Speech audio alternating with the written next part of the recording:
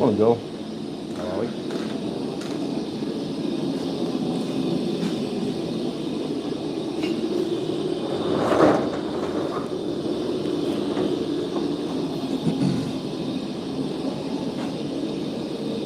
Okay, Paul.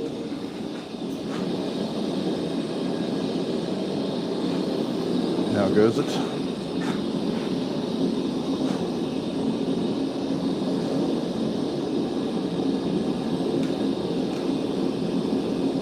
About to do the first welding pass.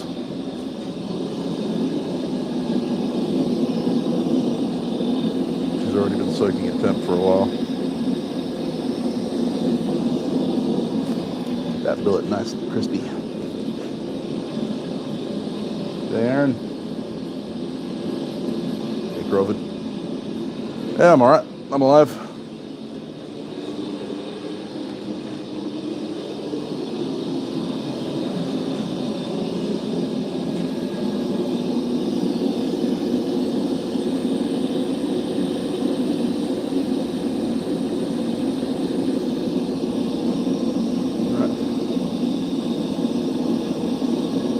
Time for less squish.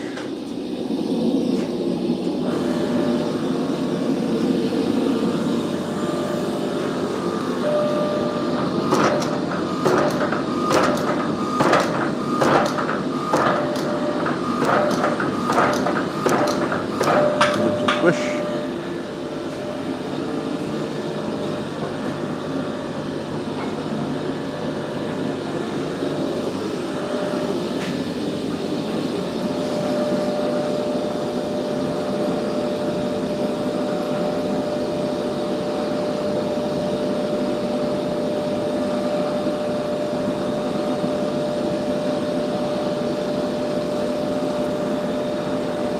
Last time I used this, unfortunately.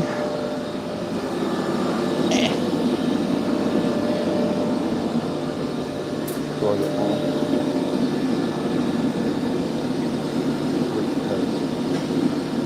Very flux heavy hit.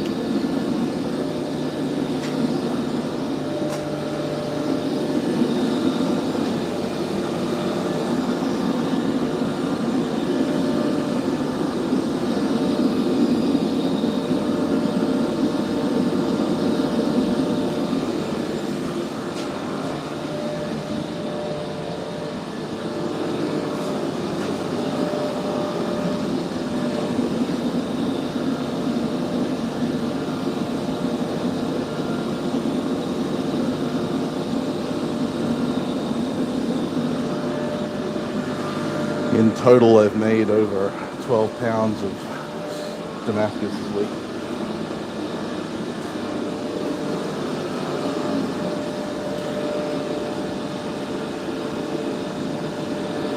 Yeah, no, don't do that, Crawford. Don't text and drive. G'day, Bryson. No, that's my place. What are you doing at my place? Hey, Wayne. How you going?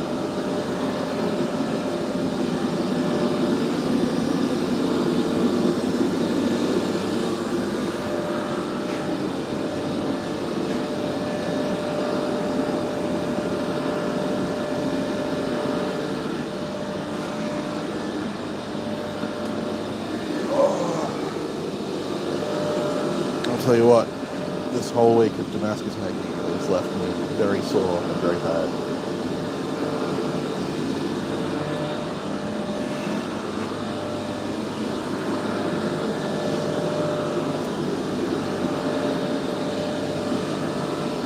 So the hope is to draw this out, let it cool off a little bit, cut the grooves in it, and then forge that out to a bar, ready for forging into skizzers for my collaboration with Grace, because I decided at the last minute, after talking with Niels Vandenberg, that the last billet I made wasn't going to be good enough.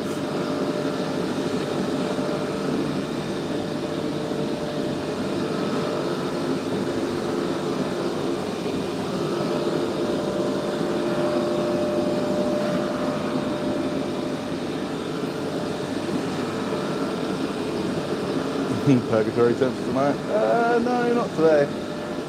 I mean, it's going to be about 30, 31, 32 today. So it'll probably get up to about 40 in the shop. But right now, it's not too bad.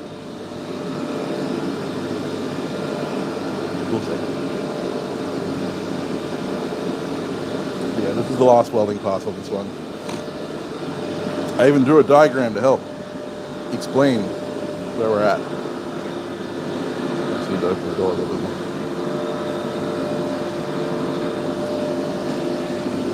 So, started with 18 layers of flat laminate, which I didn't draw because you guys know what flat laminate looks like.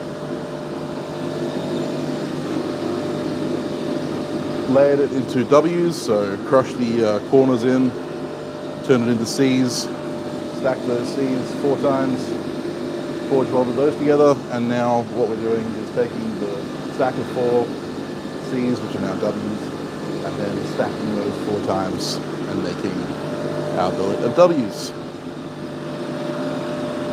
Just the doors and pedal things. Yeah, exactly right. Hey, drill dust.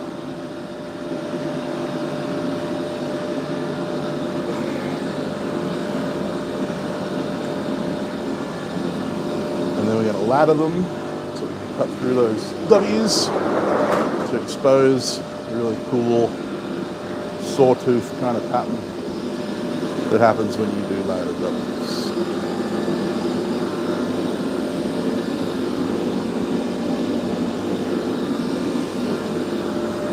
Thing is, I don't want to draw it too thin before I cut the grooves in it. I don't want to have enough material or enough thickness to do the scissors.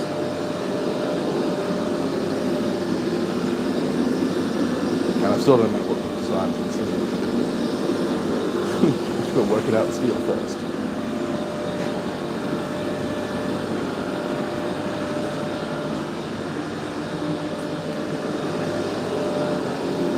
The original plan was to have a bar of twisted W's,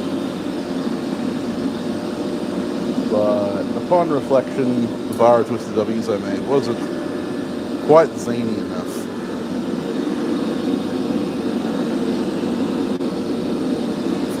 Parts. A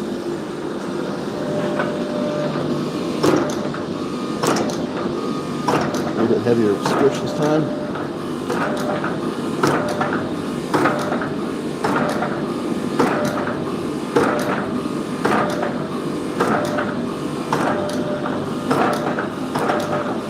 Should be nice and solidly welded now.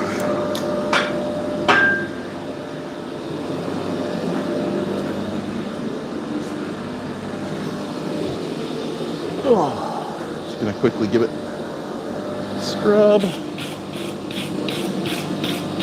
because next heat I'm going to work it on edge, and I want those edges to weld up, and I won't do it if they're covered in scale.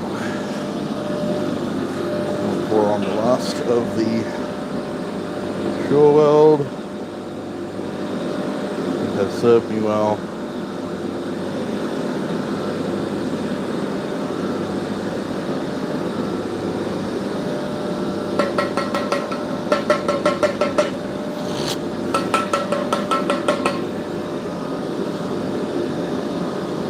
All she wrote for the shore weld.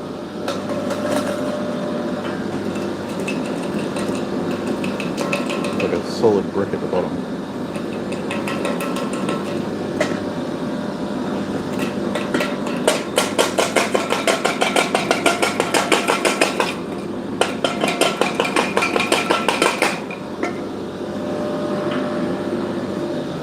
Solid.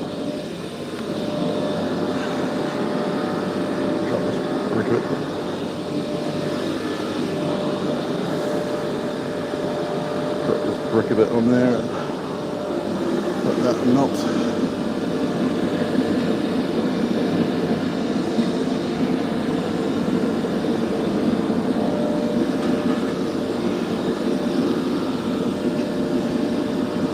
Let it will flow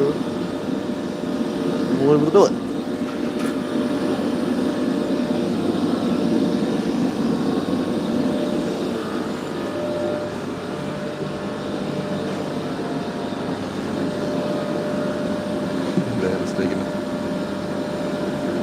How you going, Bobby? Hey, Brendan. Yes, I have been very, very busy. Some might say too busy.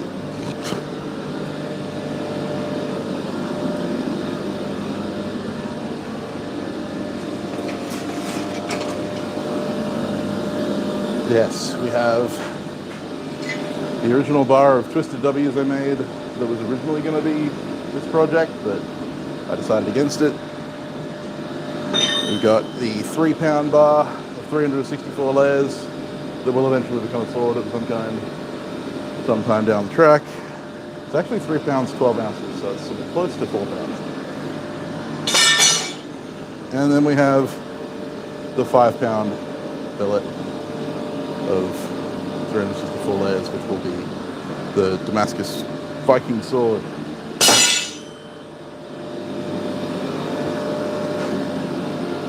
Hey Matt, getting on trick.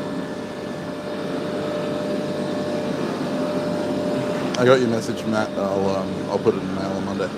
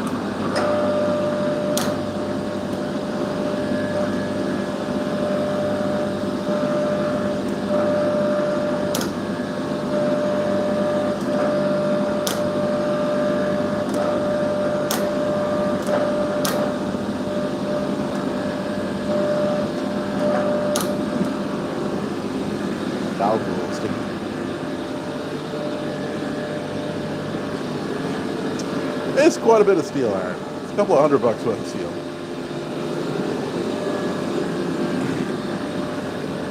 In the end, yeah, there's what, 3 lengths of ACRV2 in there, 2 lengths of 1084, a couple of lengths of 15 and 20. Yeah, a couple $100 worth of steel.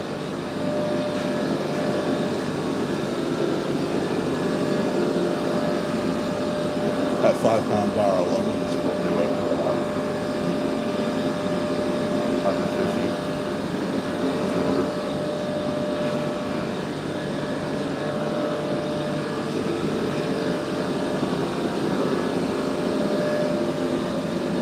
Just steel, not in effort. And people wonder why bars of Damascus from like suppliers like Nordic Edge are so expensive. That's why.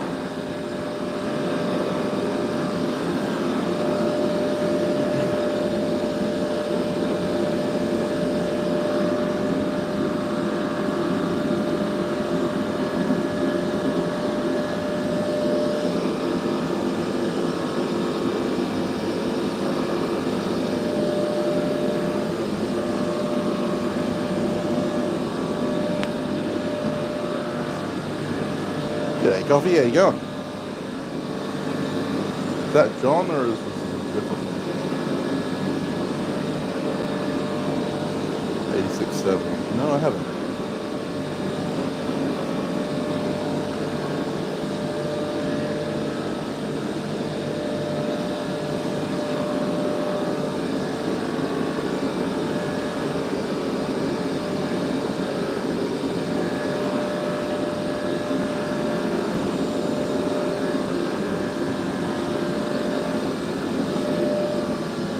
I have not tried A670.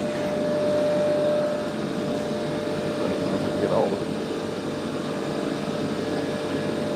Yeah, I saw that. Jerry was live this morning. You are permitted to be late for that.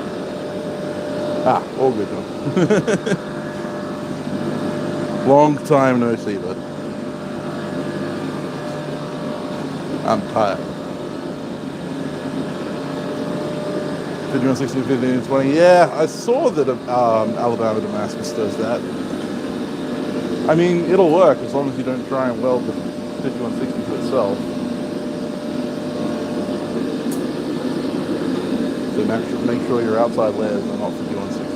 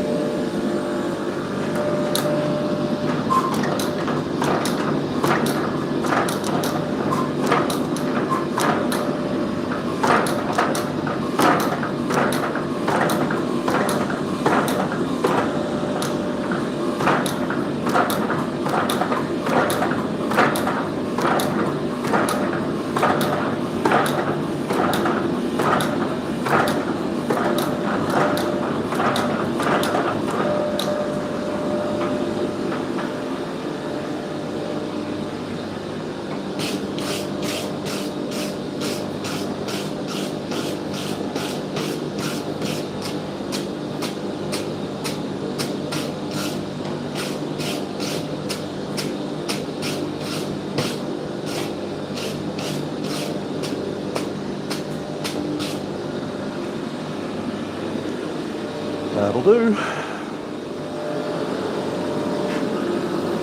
Now I'm not going to switch over to the drawing guys to draw this out, purely because I want to keep it flat for when I ladder it. So it might take an extra heat or two, but I'm really going to risk losing a little bit more to scale in order to keep it flat.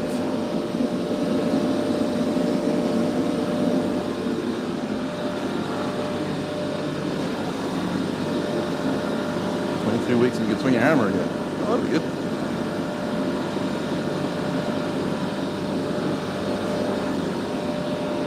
Time and preparation now. Yeah, exactly.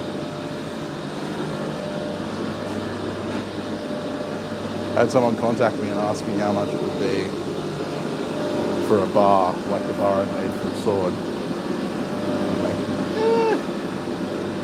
Like, I don't know. It's hard to judge. But $750 to $1,000, somewhere around there.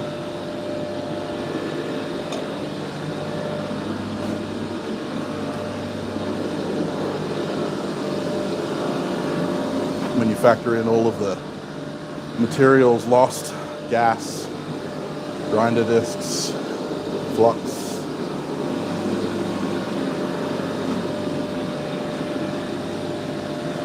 Wear and tear on my body. 670 M. Okay.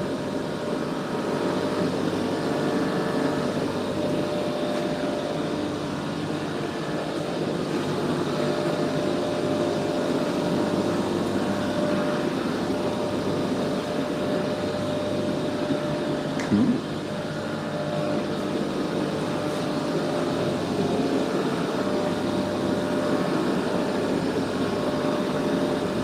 I am somewhat enamored with AUCRV2 at the moment. It's my baby.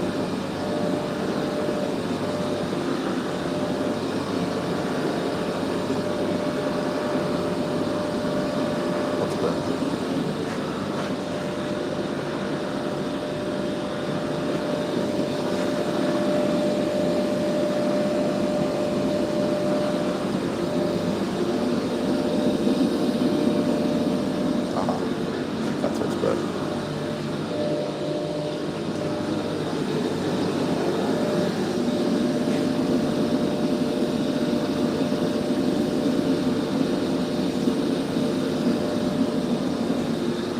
Pay attention to your nose in the workshop.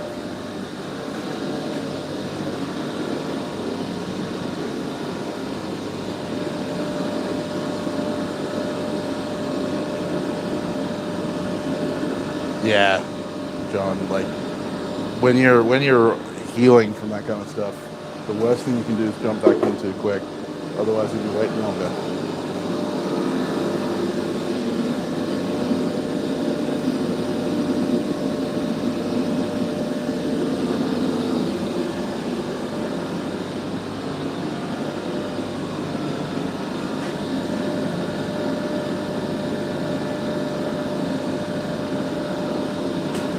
Yeah, Aaron, it's like that, isn't it?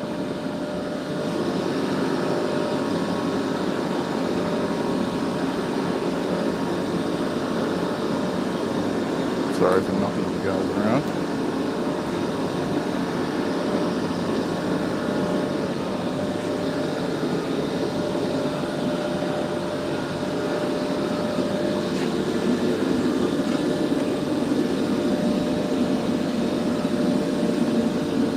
And I mean, there are companies that can sell Damascus for cheaper because they can mass produce the stuff. It's a little different when you're a tiny little solo operator like yourself.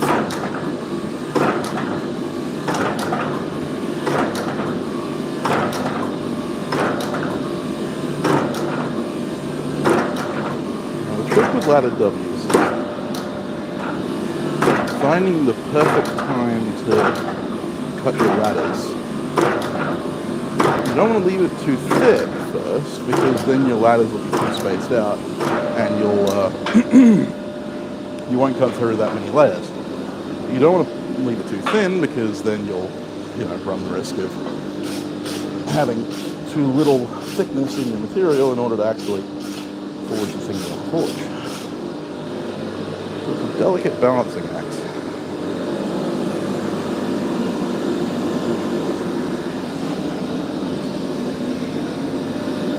One I have yet to master, but I'm doing my best.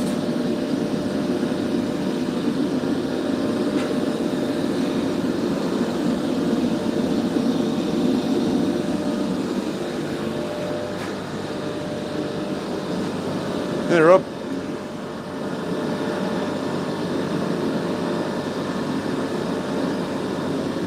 Yeah, long COVID sucks, man.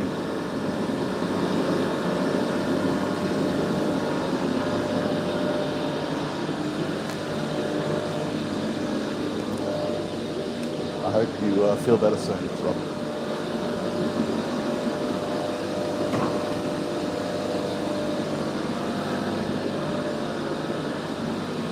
We've had a massive spike in cases here in WA, unfortunately. And it's set to rise again because our borders are about to open.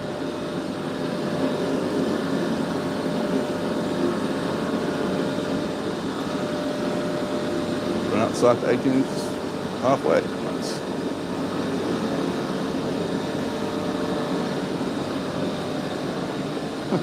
Why the worst times then? Are you listening at the time you shouldn't be listening?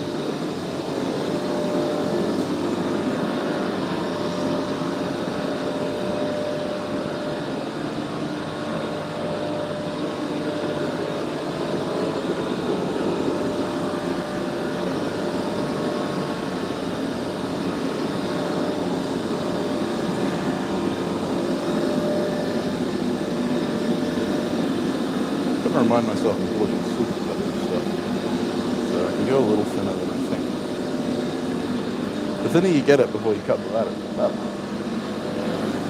But yeah, balancing.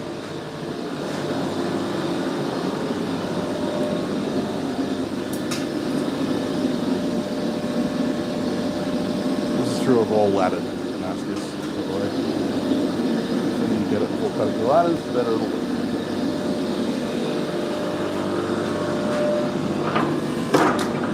Depending on how deep you want to cut the ladders, of course.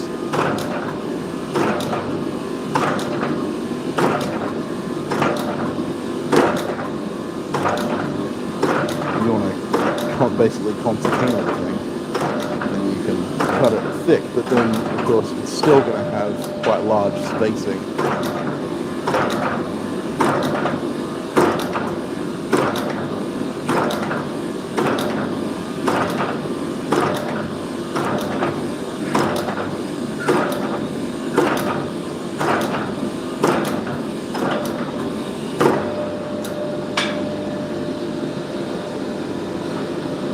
Do one run on the sides before I ladder it. That's the last point I want to get.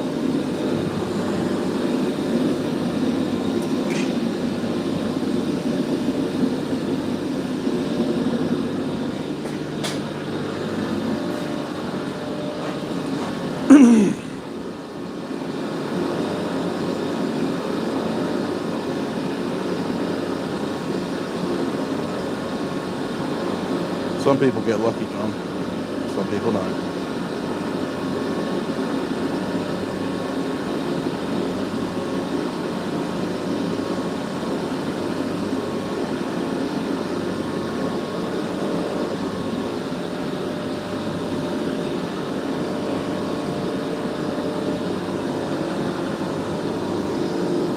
Some people just don't survive at all.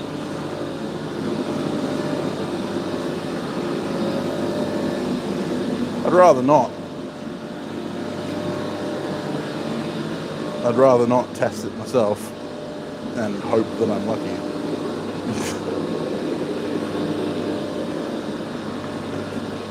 I have enough comorbidities that it will be not great.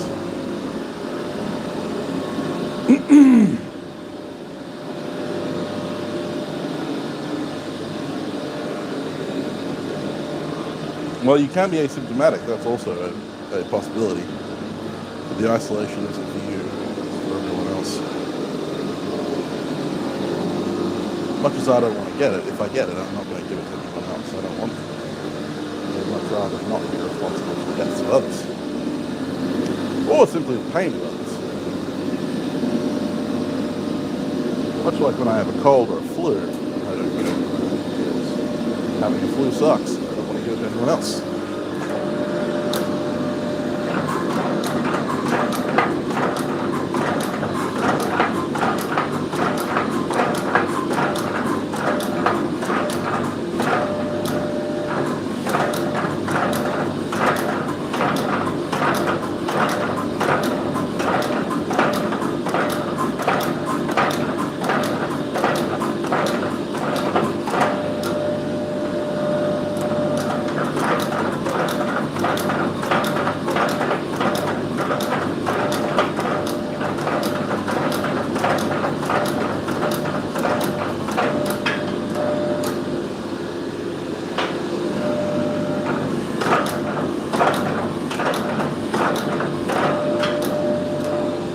Yeah, for your fellow human beings, this is a wonderful thing.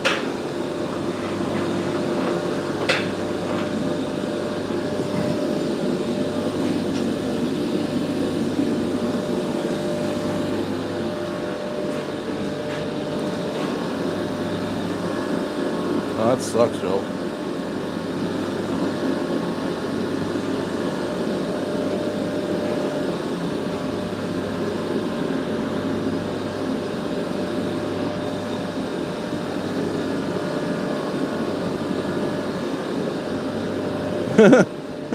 Couldn't exactly call yourself coffee if you didn't like coffee. Jeez.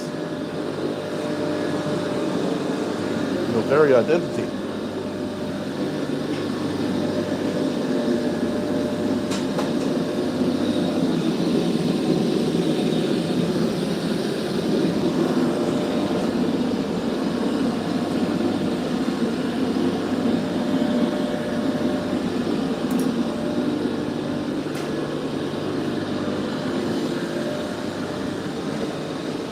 Fair enough. See, that's me on a daily basis, so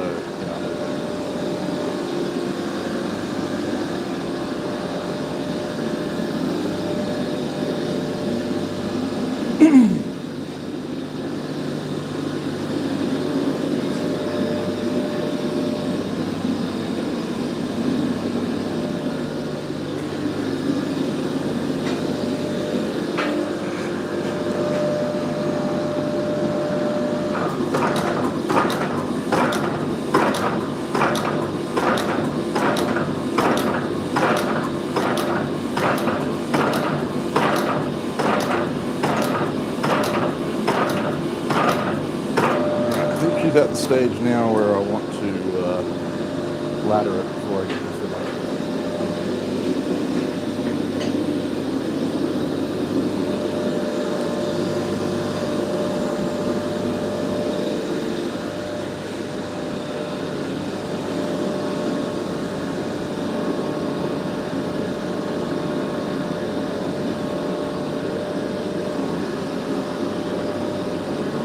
Hey, Damascus. Waiting on post-blast. Wish I had a post-blast that was actually decent.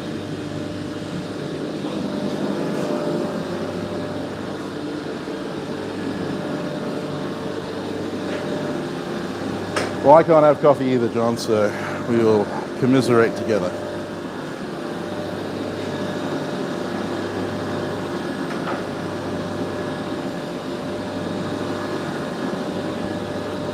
Oh, really? The nice little baby one?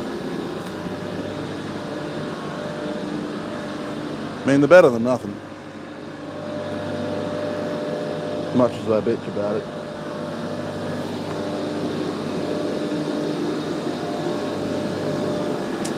I will get a bigger one day. Hey, gunslinger. Yeah, you guys are having fun with the rain up there, aren't you?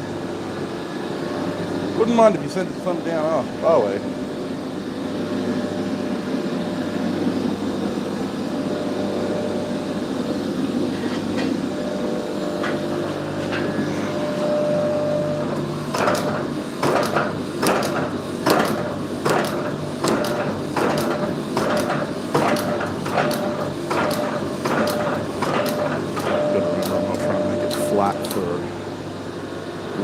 Again, just making it even thickness so that I can ladder it. Now separate the two down.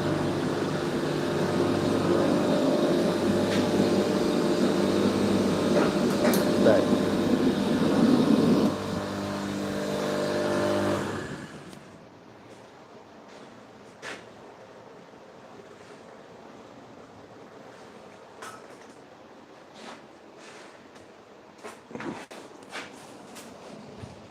Oh.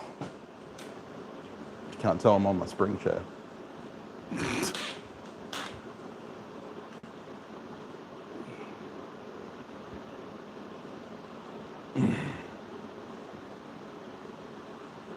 What's your first dye's be for your new fly press? Flat and fullering, as Aaron. Yeah, I mean, depending on what weight your fly press is, I would recommend the flat dyes. Make them about like 40 mil, and the fullering dyes maximum 20 mil radius, because most fly presses aren't going to be able to do better than that. If it's a lighter press, then you might even go 10 mil, but you know, that'll depend on your fly press. The steel doesn't matter. You can use mild steel. It doesn't really matter. If you be able to get like 1045 or 4140 or something like that, then use that. But yeah, mild steel will work. All of my dyes are unhardened. They're not power. It's not a power hammer. You don't need the extra strength.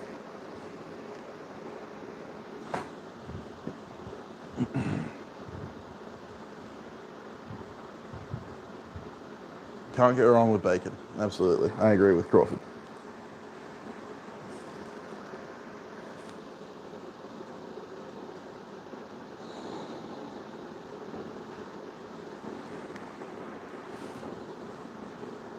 Feels like there was a steel forest in my finger. Yeah, dyes are consumable. Yep.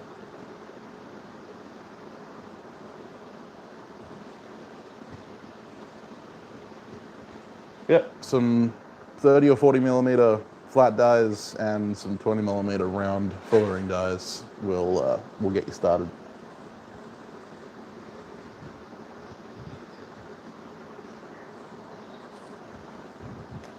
Sorry, this is the boring bit.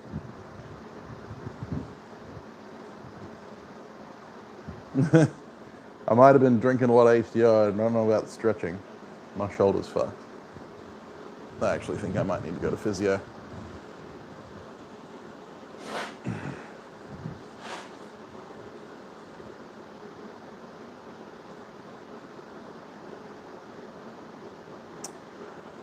Jacob, that isn't to do with the press, that's to do with the oxidization in your forge. You might be running an oxidizing flame, so you might need to increase your gas or decrease your oxygen intake.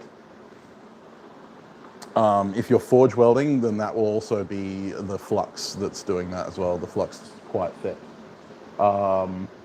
it won't make a difference whether you're using a press or not as to how much scale you develop.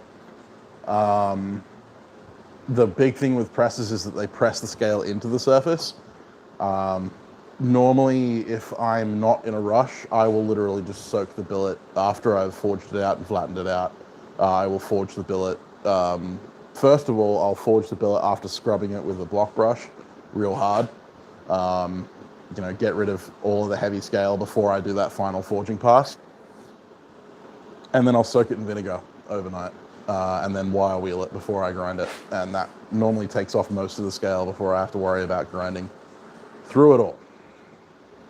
But when I'm in a rush, like I have been this week, I just use an angle grinder and a grinding disc. And I really wish I had a 9-inch angle grinder to do a lot of that work for. But, you know, beggars can't be choosy.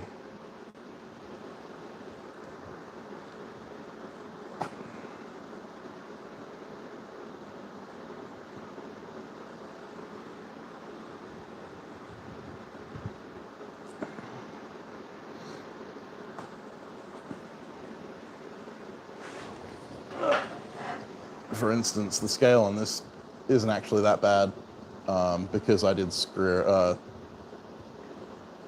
actually scrape the surface with the block brush before I did the final passes, and so the scale isn't that bad. I'm also running a reducing atmosphere.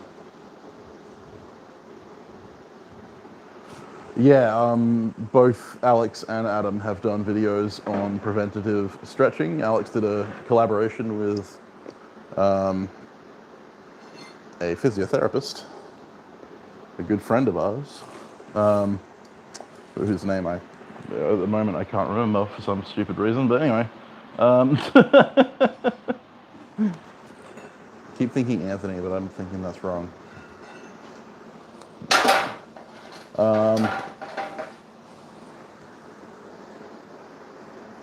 Yeah, so both of them have good ones. G'day, Whiskey. How you going? Yeah, well, I mean,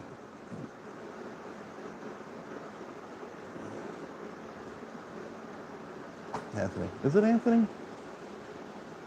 God, it's been so long and my brain is fried. This week has killed me.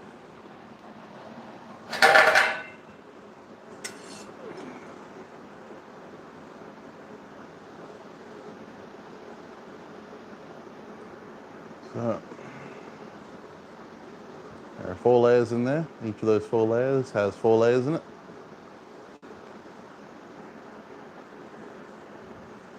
So there should be a nice pattern in there.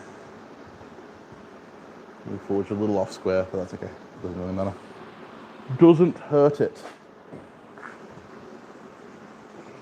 Ahoy hoy. Yeah, John, don't do that. And also don't do it near anything that's mildly made out of steel, like slightly. That's why I tend to do it overnight in a closed bucket. You can get a fast reaction using muriatic or hydrochloric acid.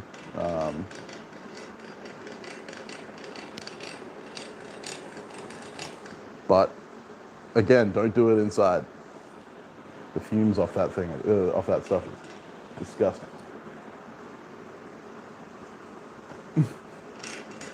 Patience, Damascus, patience. All right. It's cooled down enough now that I can probably get away with hitting it with the angle grinder.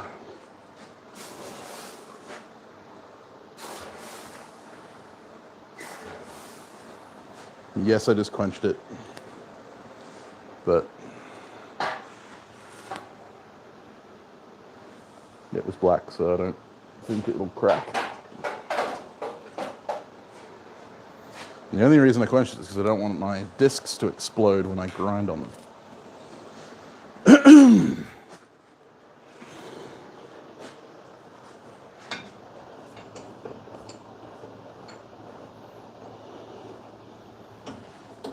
I'm not going to ladder the whole billet because I don't need to. I have a grinding disc in here, but I'm not going to use it because I want finer ladders than that will give me. I have some 2mm discs, 2.5. Yeah, 2.5mm cutting discs, which are terrible for cutting, but fantastic for making ladders. Very fine ladders, at least.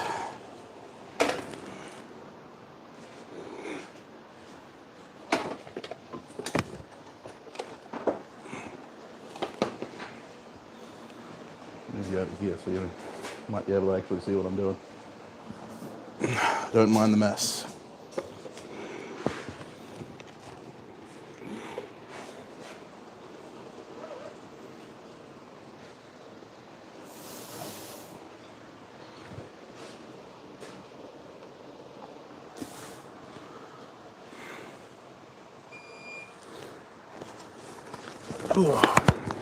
Spacesuit on.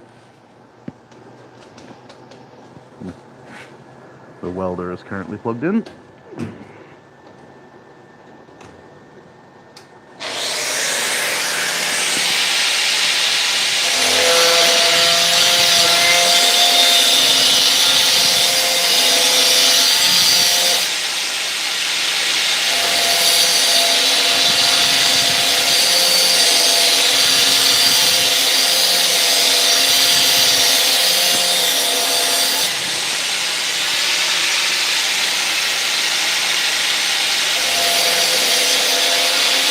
When people measure these things, I prefer to just do it by eye.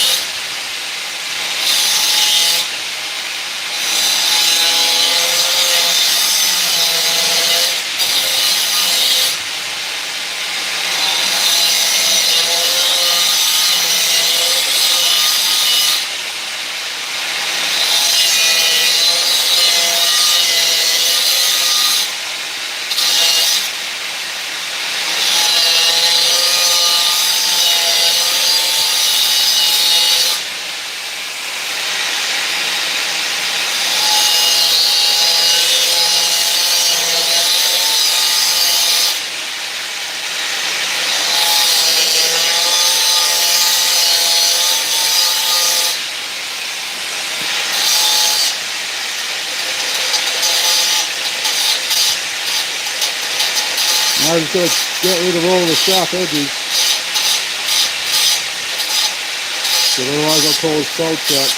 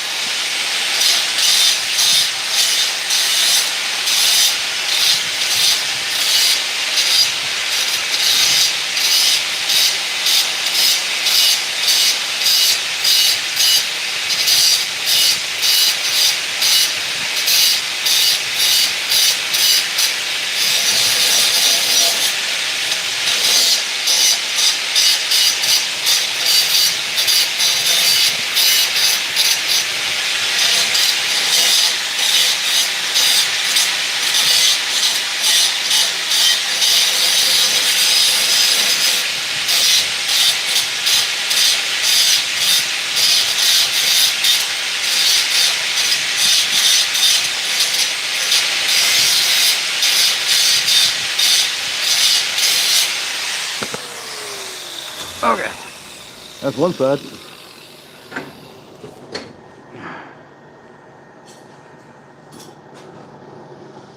So that's the laddering on one side. It doesn't have to be super deep, it only has to cut through a few layers.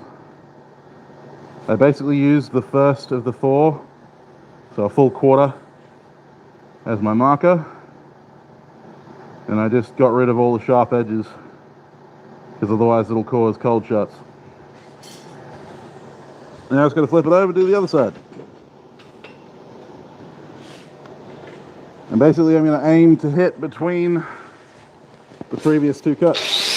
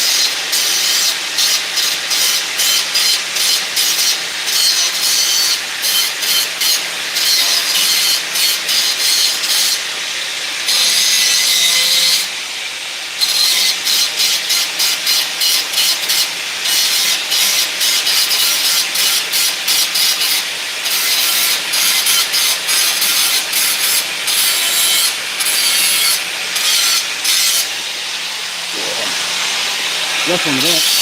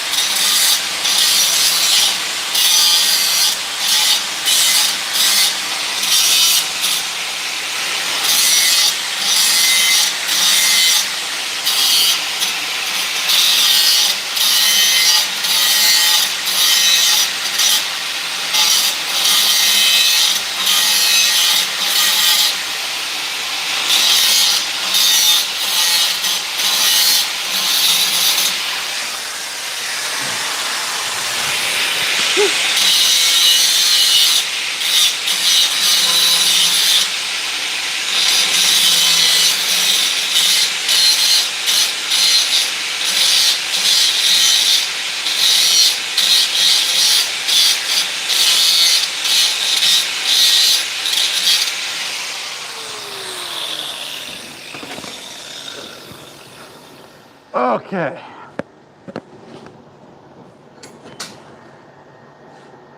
Ladders. Dunsky.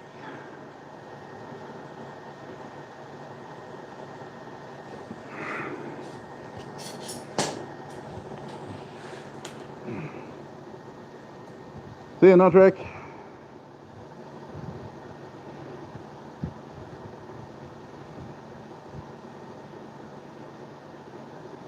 Hey, Gary.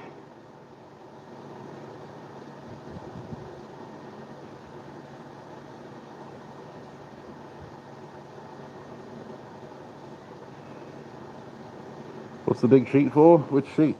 I got plenty.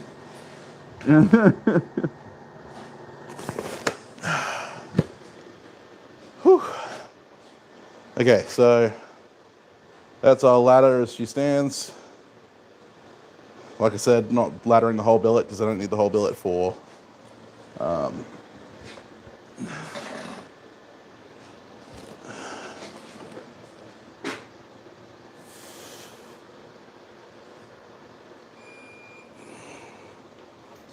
Anthony Carroll. Carroll, yes. CARROLL. That's the guy. Carroll Knife Works. How did I forget that? Anyway, yeah. You can offset the full, you can obviously do ladder pattern in a press. Normally not offset fullers, but what you would do is have like a laddering die, but then you have to grind all that off. Either you have to grind in and forge out, or you have to forge in and grind out. Either way, material gets removed. Hey, Lauren. It is inescapable.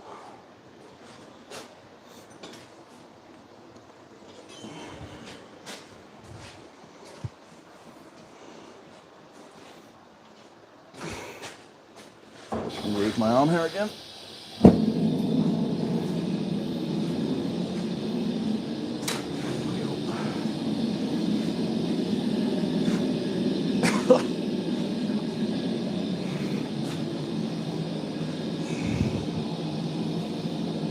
All good, Zach.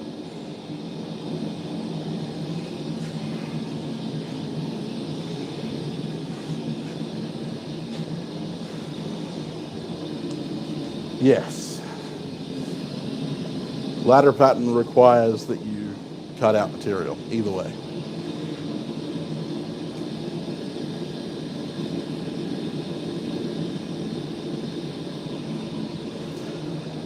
Most Damascus patterns actually require stock removal of some kind in order to get the pattern.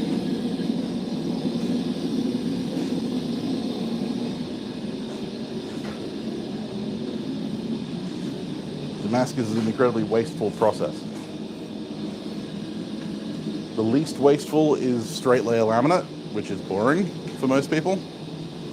You can make it more interesting by adding thicker and thinner layers like I did. But yeah, Zach, I mean, once you get a billet to shape, it's all vegan, unfortunately, at that point. You do want to forge it to shape to a certain extent.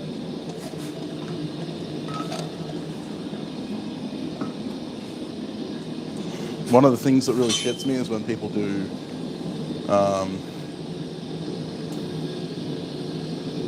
when they do like edge bars or edge wraps and they let it just run out the end of the knife rather than actually following the edge. That annoys me. Yeah, I mean, raindrop would be one of the more wasteful, Lauren, for sure. Ladder's not much better. Actually, if anything, if I really wanted to talk about wastefuls, twist Damascus, any kind of twist Damascus, is probably the most wasteful. Because in order to get to the explosion patterns that you see, you have to remove a full third from each side. So you have to remove, 2/3 of billet in order to get the pattern that you want.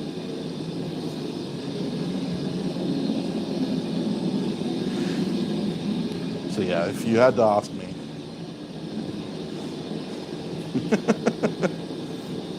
totally, Aaron, totally.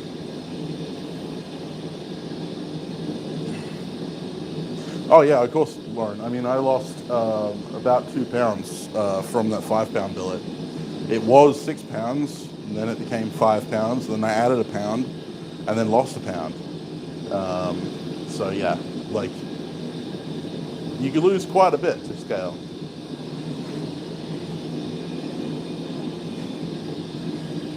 And then you lose a bit to grinding and stacking and all that kind of stuff. Depending, if you're doing cutting and folding, you lose slightly less, but you also run the risk of inclusions and stuff like that in your material. My favorite pattern? Right now, my favorite pattern is the pattern I'm creating. I am a big fan of laddered W's. Twist W's are also really cool. That's why I made a Twist W's billet.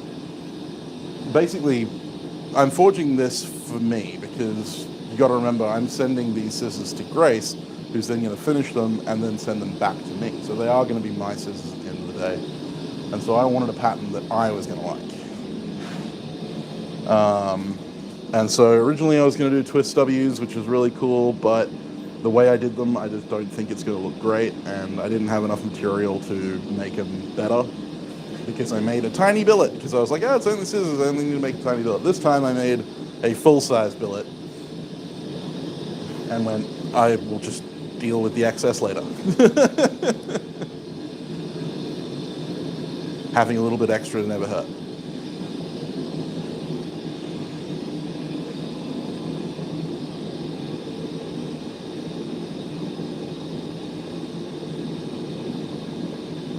Multi-bar twist, yeah.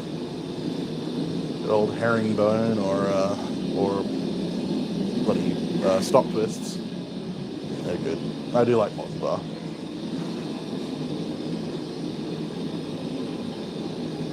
Serpentine, yeah.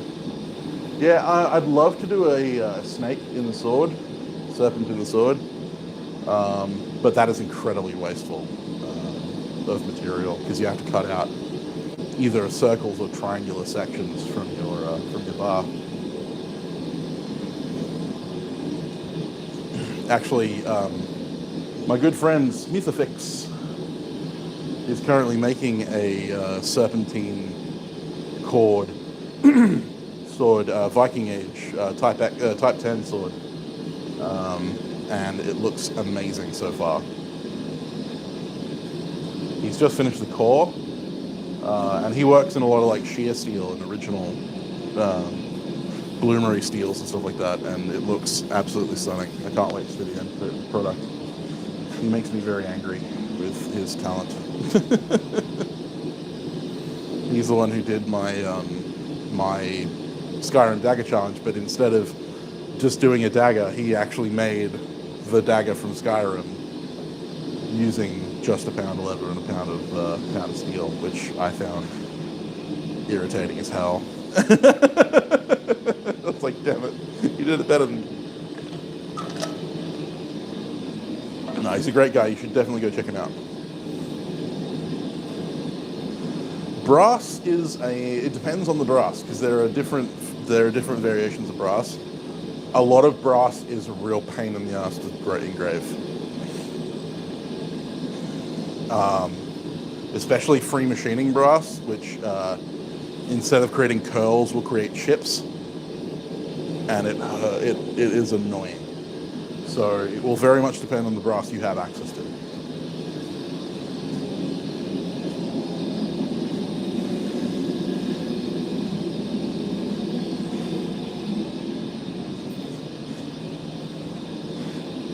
I prefer bronze, copper, or shibuichi for my non-ferrous metals.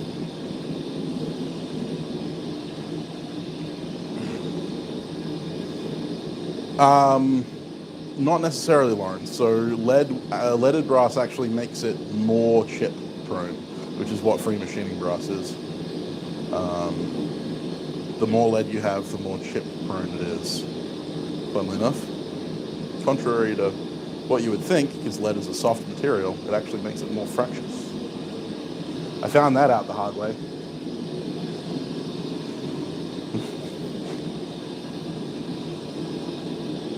I made some brass with lead in it because I figured that would make it better for graving, but it didn't.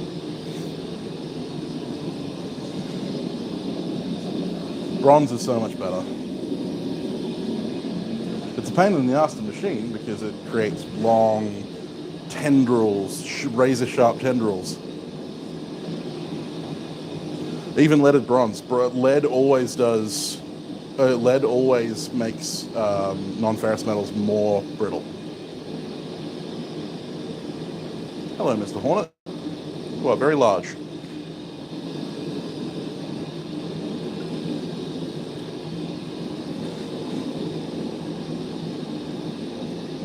Yeah, brass is typically more fractious anyway than bronze because tin doesn't crystallize the copper as much.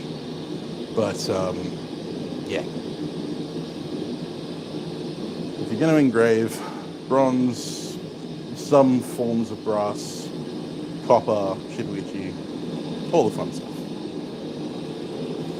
Plate brass. Well, plate, I mean, it's a plate of brass. What kind of brass it is won't actually, being a plate doesn't actually tell you. Because it can be free machining brass in plate form. Doesn't say it can't.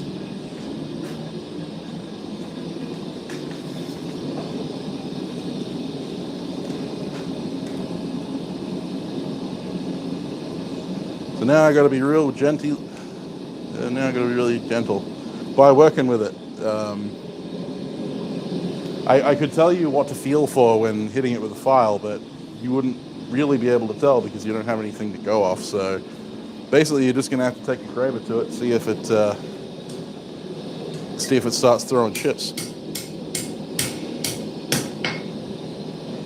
Basically, when you start filing on free machining brass, it should feel like the file isn't biting. It should just like skate over the surface, but it is cutting. It feels almost like it's been lubricated. It's quite off-putting.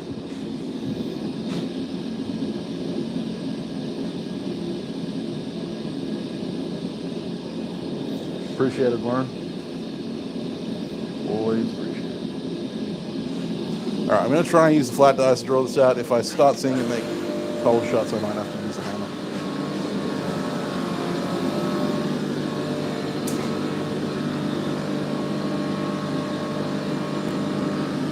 Appreciate the whiskey.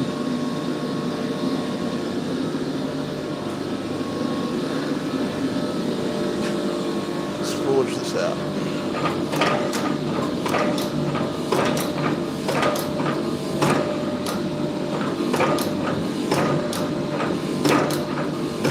Safe.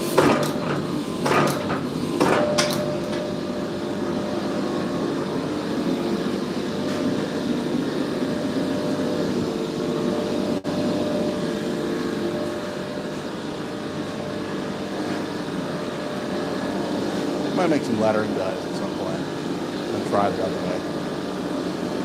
It would be nice not to have to worry about cold shots.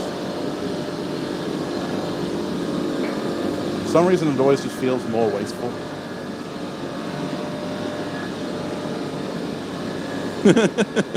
It happens, Zach.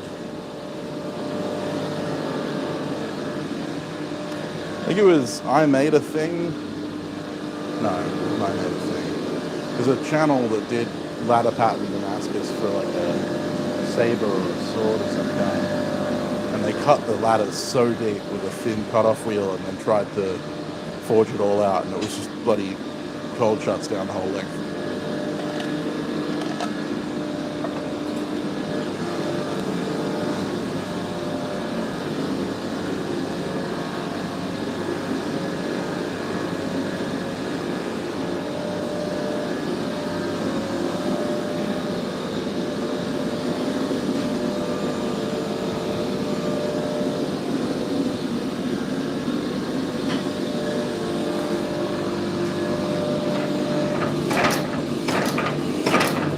But yeah, you always want to round off your laddering cuts.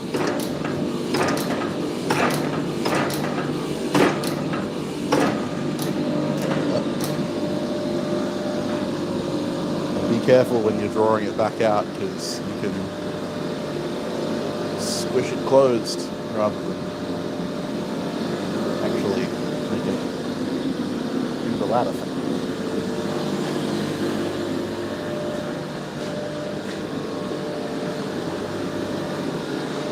Yeah, I mean, most brass will file really easily, but if it's free machining brass, it will file like it feels like it's just skating on oil.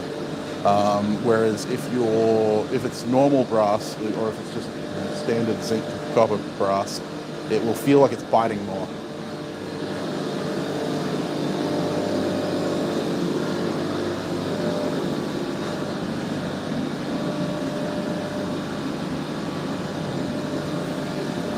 Yes, Aaron.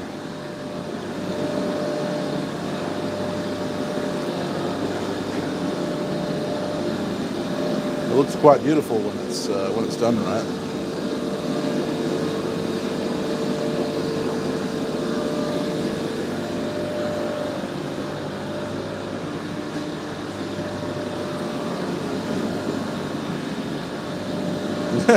Well, I mean, that's one way to be accurate, Paul. I tend to use an angle grinder, but you don't get as even a depth of cut. I tend to cut deeper on the corners than I do in the middle. Which is why I'm thinking laddering dies in the press. But you actually remove more material using the laddering dies in the press.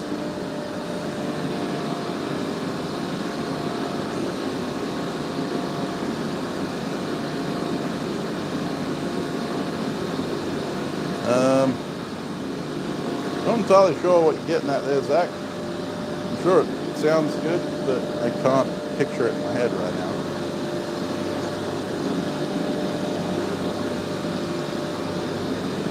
With a mill, you could do basket weave. All right, John, have a good one, mate. Rest easy.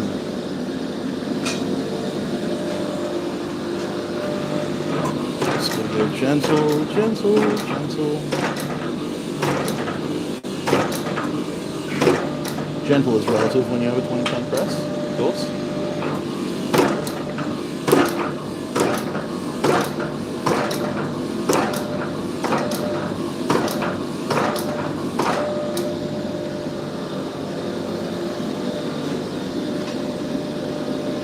I mean, one of my favorite patterns of all time is feather pattern.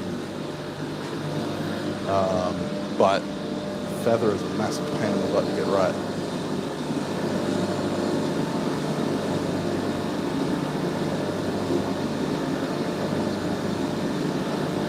Yeah, I honestly hate the raindrop Damascus.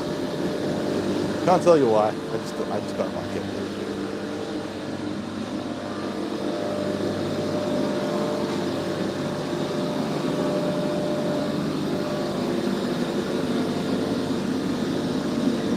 Coy Baker was incensed when I told him that I didn't like raindrop.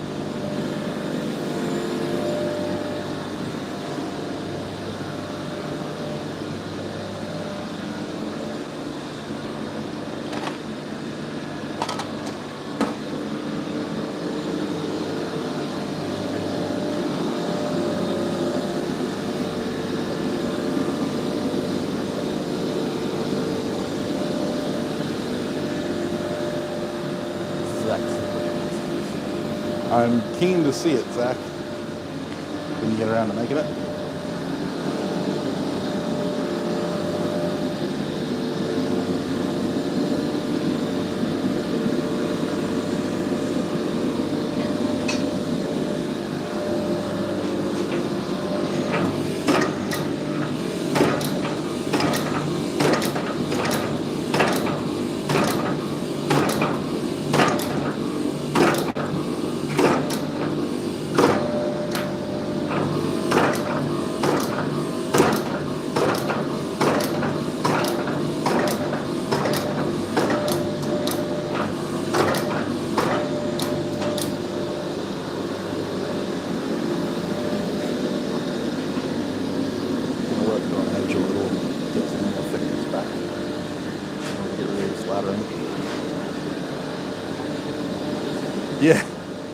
Yeah, Aaron, I'm with you. It's one of the many reasons I don't like railroad. I just don't like the way it looks. To each their own.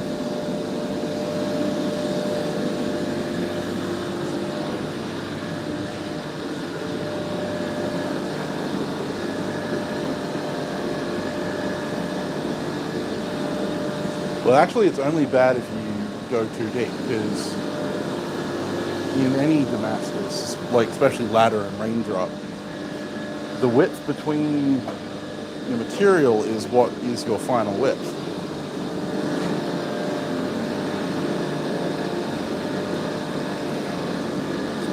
So when making ladder, if I have a piece that I've cut laddering into,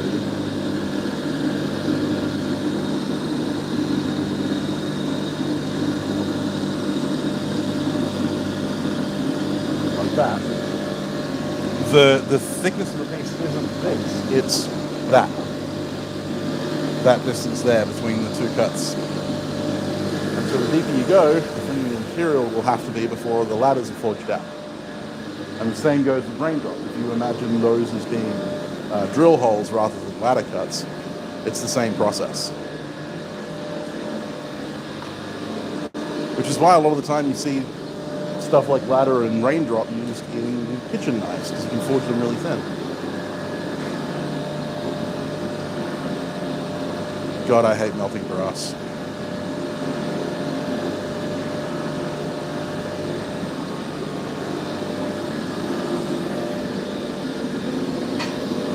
Melting brass is one of the worst things you can do. Like, I mean, it's fine. You can do it. God, I hate it.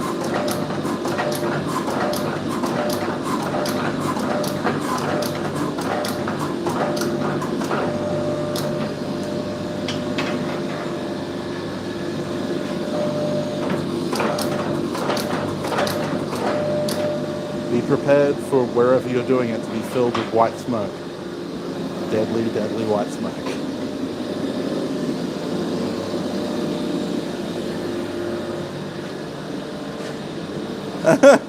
Yeah, no, don't do that, Rob.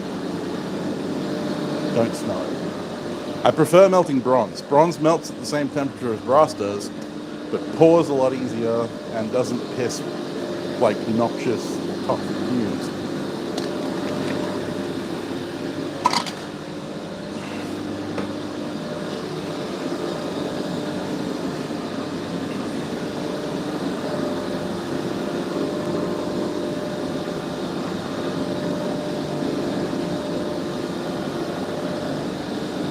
Hey Alex, it's going well. Just forging out this bar of laddered W's. So I'm going to turn into scissors to send to Grace.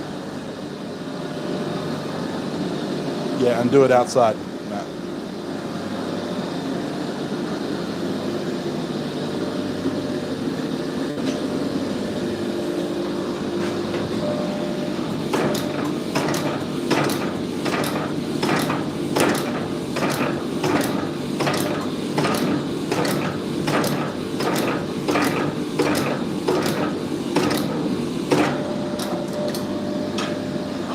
Laddering's almost gone. Might use a hammer to get rid of the rest of that.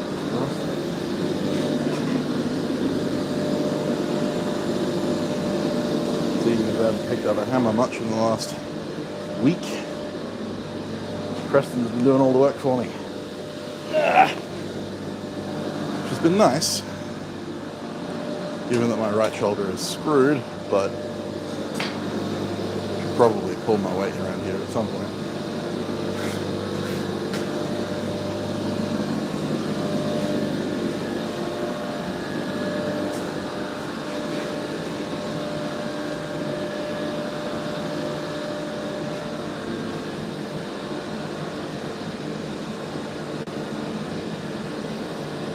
Alex is a simple man.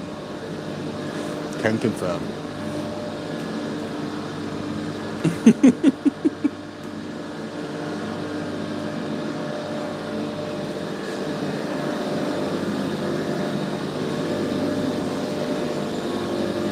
Rest easy for a bit, Preston. I'll take it from you.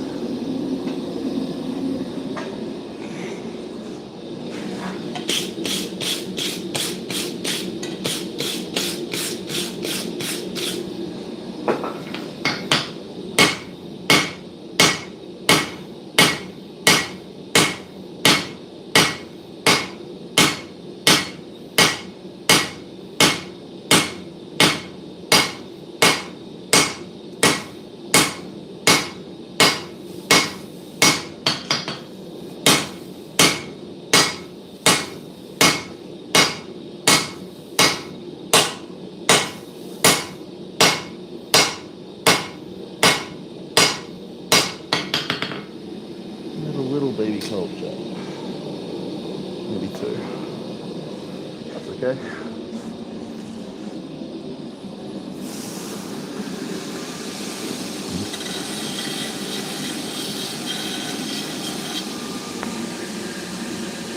Caitlin's not here, right?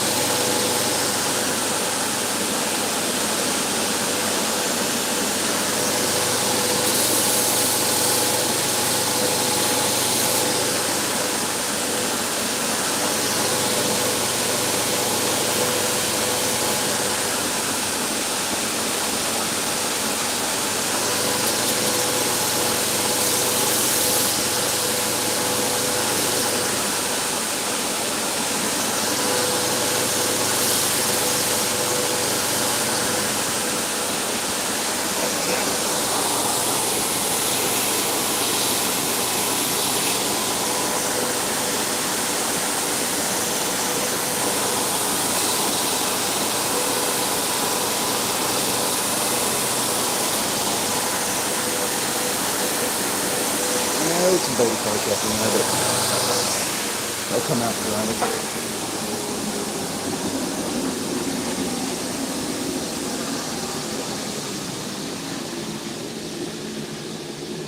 Oh, God.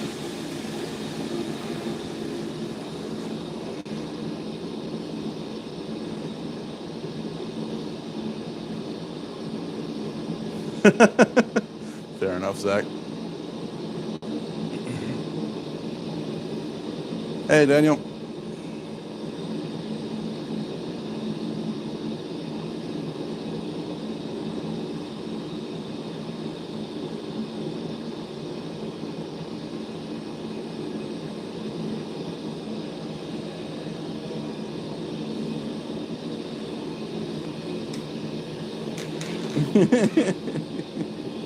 Have to pay respects for Alex's mill-lessness. Ness.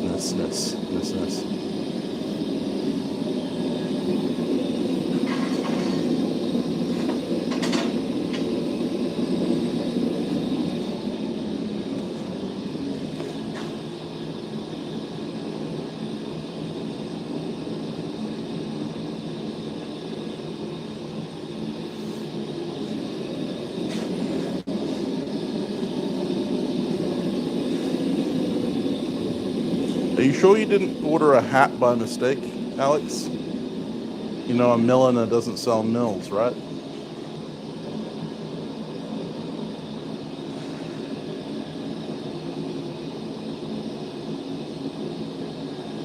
Oh, fun times. Gotta love bloody COVID.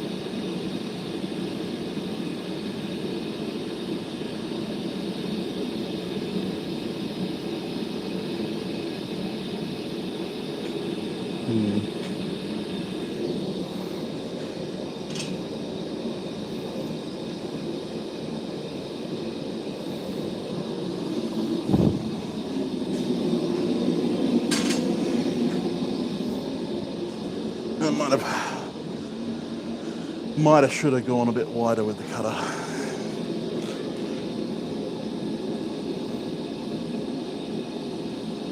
Oh,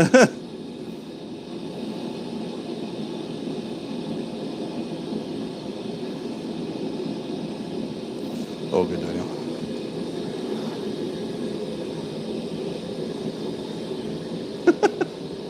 Ouch. Shots fired at the Tasmanians. All right, Aaron. See you, mate. That is a question, Rob.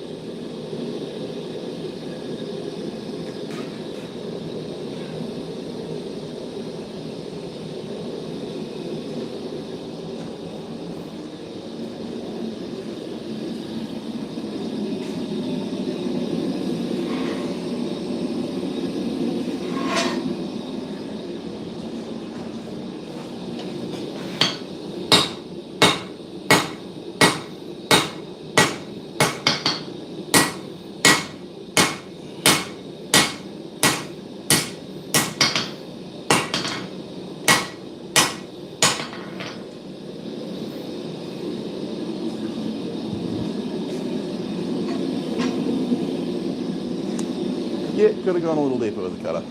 Could have gone a little wider with the cutter, I should say. Not deeper.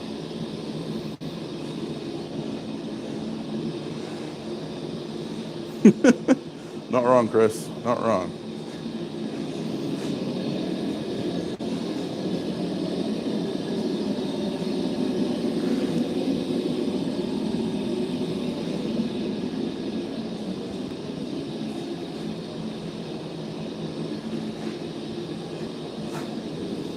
At least you know it's going to be a family business.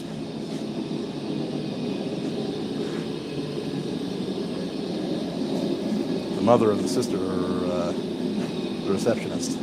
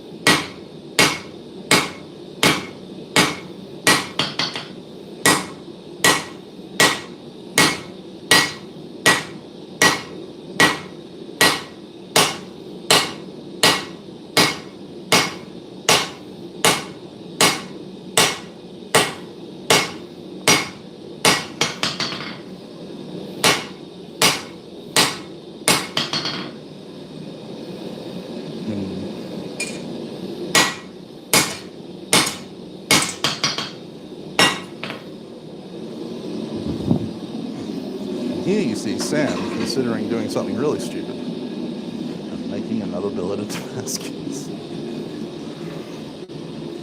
They don't. God.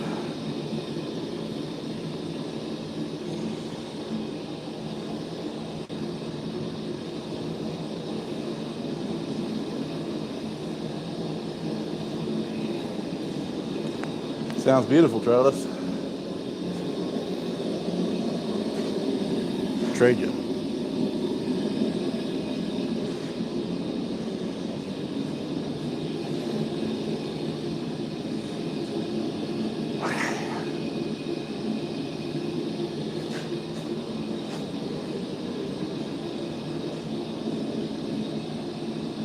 All good, Jacob. Glad to hear you got back in the forge.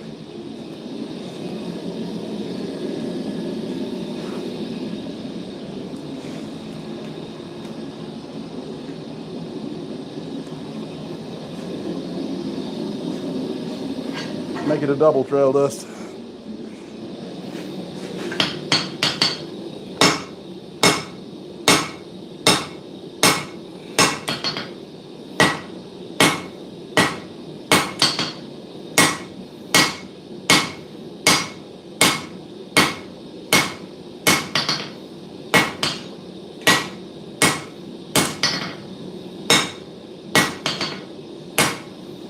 Still pretty thick.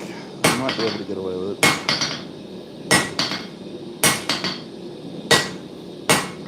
what I'm thinking is I might be able to forge the blade out and then ladder the blade.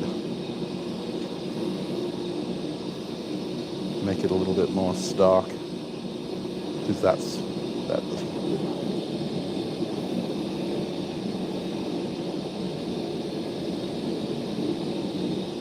that is not making the smiles.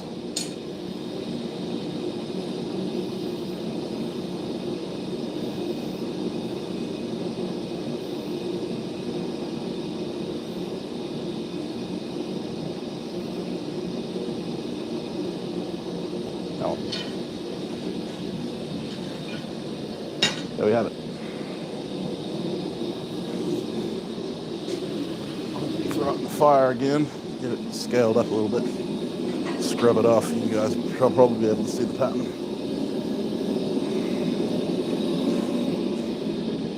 Hey, Jared.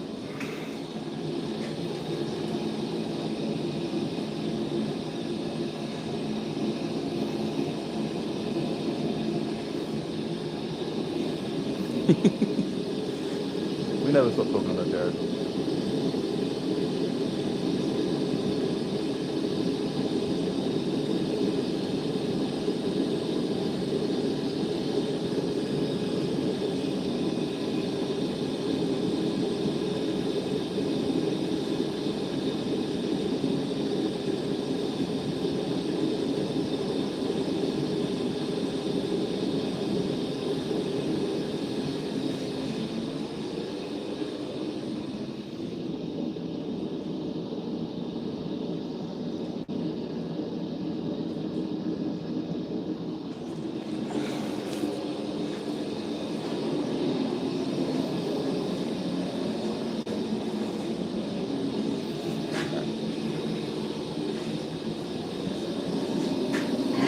Scratch.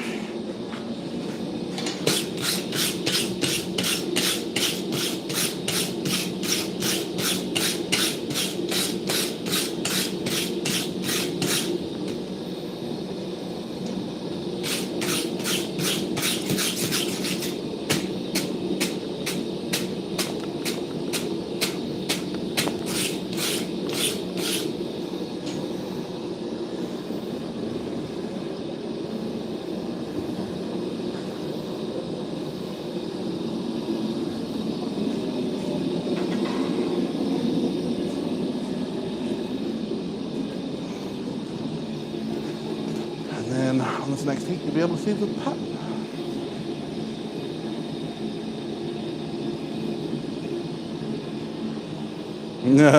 Yeah, you and me both. Yeah, no, this week's podcast was great. It's always nice having Niels on. We always have a hoot.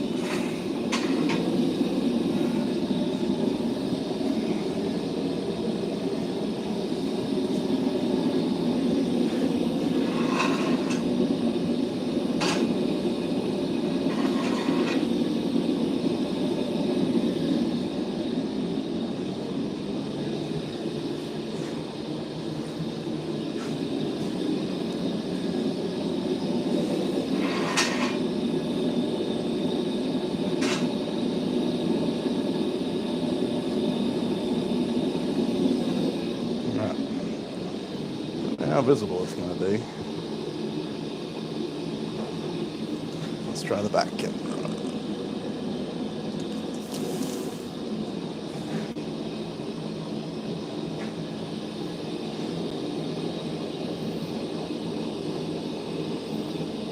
Nice orange pattern. Yeah.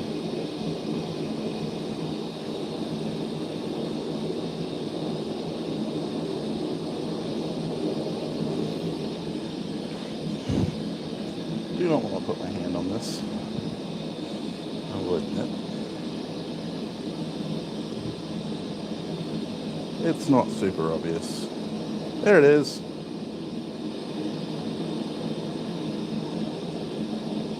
I don't like the space between the dips. That's what's annoying me at the moment.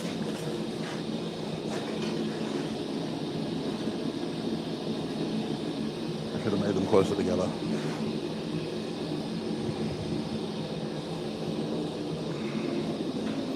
So in ladder pattern, normally you want to make the gap between the cuts the same width as the cut itself.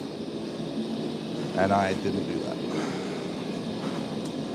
So what I might do is forge the scissors out, make the blades extra thick, cut the notches just a little bit deeper with a wider cutter, and get some little bit better dippage.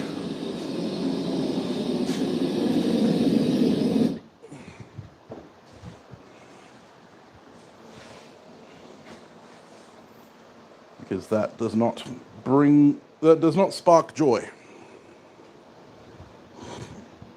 No, I don't like it, Jared. I don't like it. And this is for me, so I have to like it. If it was for a customer or something, if it was a customer, I probably wouldn't do it either. Probably throw it away at this point.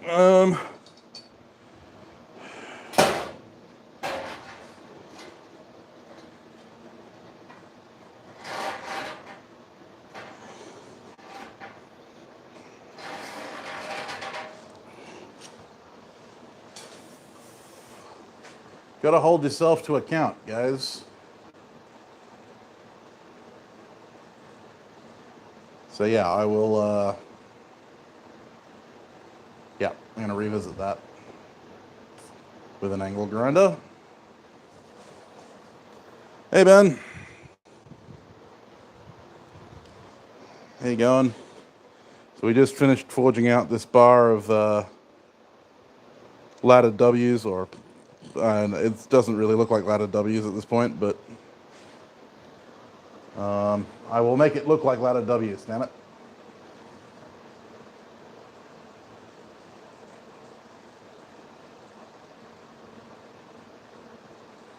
Yeah. I'll make it work. Nah, Bobby. I don't think there's enough material there to stack and re-weld.